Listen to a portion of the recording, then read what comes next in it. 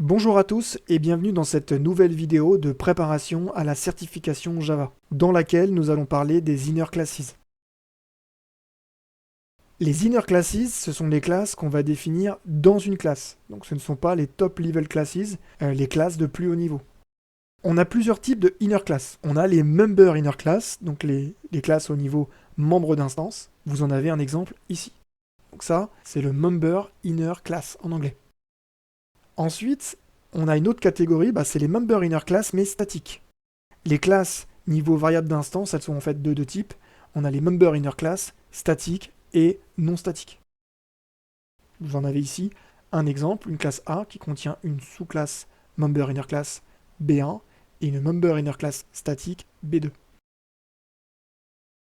Troisième catégorie, on a les member inner interface.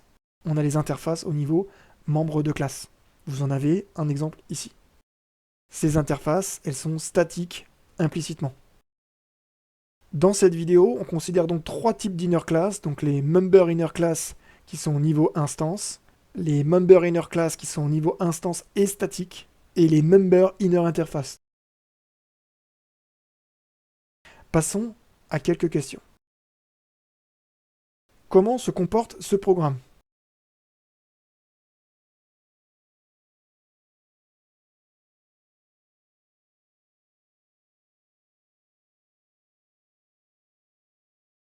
Dans un main, on crée un objet de type A, on initialise sa variable A à 2, puis on crée un objet de type B, et on initialise sa variable B à 2.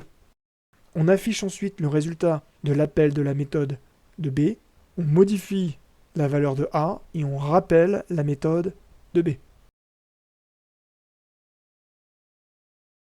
Prenons les réponses une par une. A-t-on une erreur de compilation ligne 3 ? Ligne 3, on pourrait craindre que le private pose problème. Ce n'est pas le cas. Une inner class, ça peut être privé.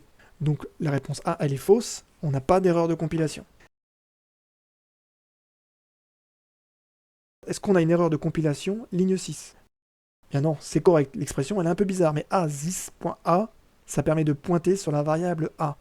A tout court, ça aurait suffi, car il n'existe pas de variable A dans B pour la cacher.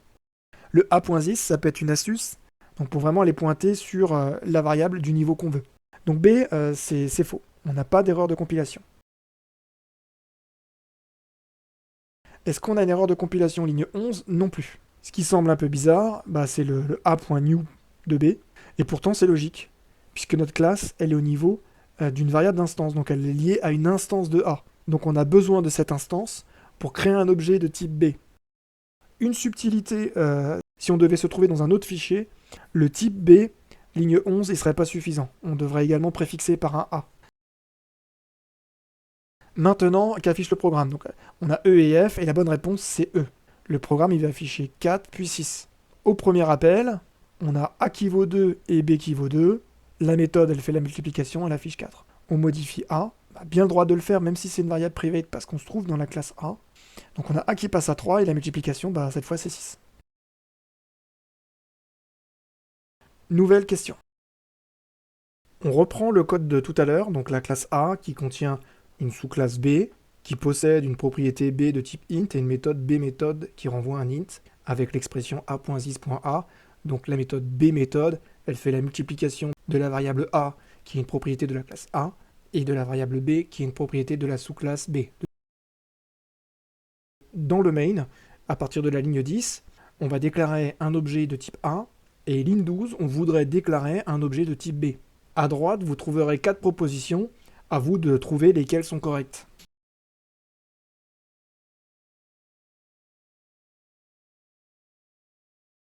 Les deux premières, elles ne sont pas correctes, les deux dernières, elles le sont bien. B, c'est une member inner class, donc elle est liée à une instance de la classe parente. Donc je ne peux pas créer une instance de la classe B tout simplement comme dans la ligne A, indépendamment d'une instance de A, et je ne peux pas non plus créer une instance de B en faisant une référence à la classe A et pas à une instance de la classe A. Les propositions C et D, elles sont correctes, même si elles surprennent. Donc je peux créer une instance de B en faisant newA.newB. Donc je crée une instance de B qui est rattachée à une instance new A, même si je ne récupère pas la référence de cette instance de A. La dernière proposition, on l'a vu plus tôt, donc on crée l'instance de B à partir de la référence de l'objet A qu'on a créé ligne 11. Ligne C, on peut indiquer uniquement au niveau du type B, et ligne D, on peut préciser le type A.B.